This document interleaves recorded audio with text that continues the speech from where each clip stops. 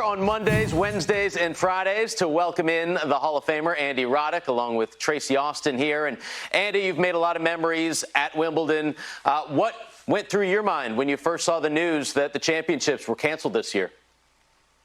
Well, I had a real moment of kind of disappointment. It was about a week ago, and it was when Roland Garros kind of tipped their cap and went and rushed to an open time slot in the year, ruffled some feathers. They might have done it without kind of speaking with the rest of the powers that be in tennis. And then I was like, okay, well, maybe Wimbledon slides in somewhere.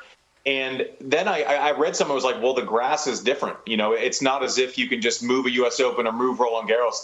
The playing conditions are so specific with growing the grass that was kind of my moment. The announcement that happened today is disappointing, but in my mind, it was kind of expected after what I had read.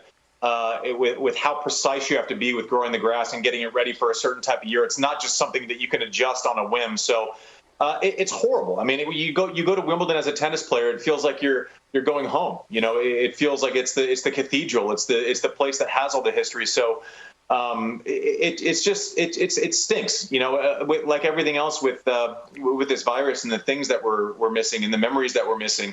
It's just one of those things. And obviously, in the tennis world, it's heartbreaking.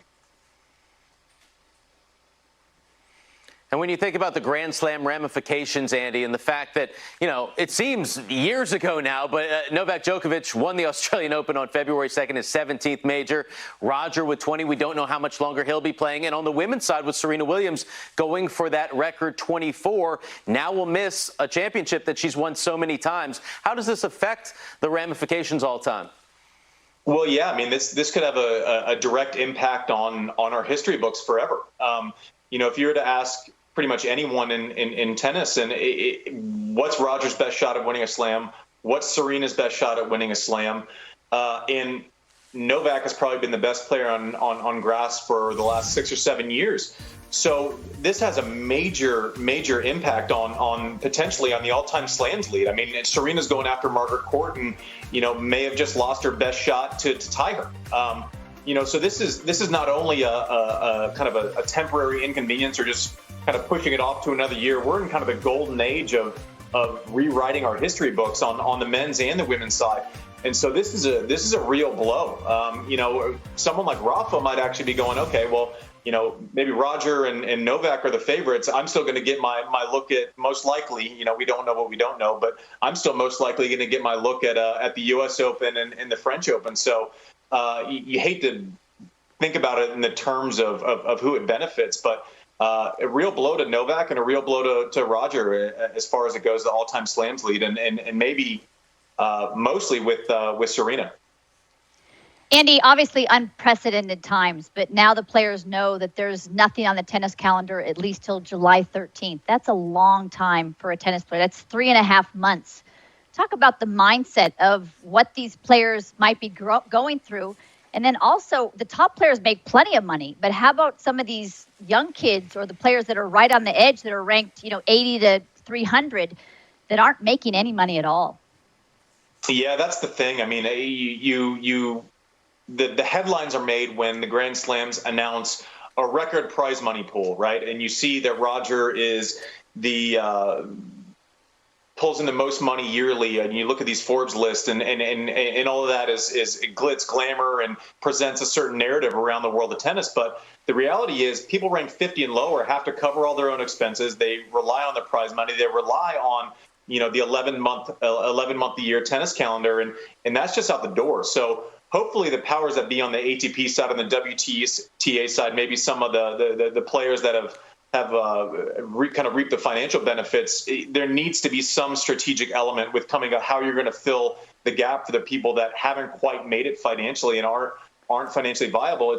You don't think of pro sports in the same vein as a lot of service industries who are going through a rough time, but for the people 200, 300 in the world, it's the exact same scenario. They can't afford not to work. So I hope that conversations are being had on how to supplement incomes for some people that in the tennis world that might need it to survive until the next events get played. Talk specifically about Serena, because Serena's 38. She'll be 39 in September. I think her best chance of winning a major is also on grass. She feels so comfortable on that surface. So many of the other ladies do not feel comfortable.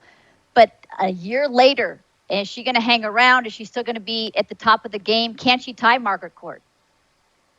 Well, she can. Will she is the different story. The greatest thing I've seen in life from Serena is what a great mother she is, and the time she has with Olympia. She doesn't travel without her. I mean, Olympia goes to everything. So a year is a long time when you're in that phase of your life. And she has kind of struggled recently in Grand Slam finals to the point where I think it's her wanting it so badly that there's this insane pressure to tie Margaret Court. But absolutely, her best chance to win a slam is on the grass at Wimbledon for all the reasons that you just said. So, each year gets tougher and tougher, and 38, 39.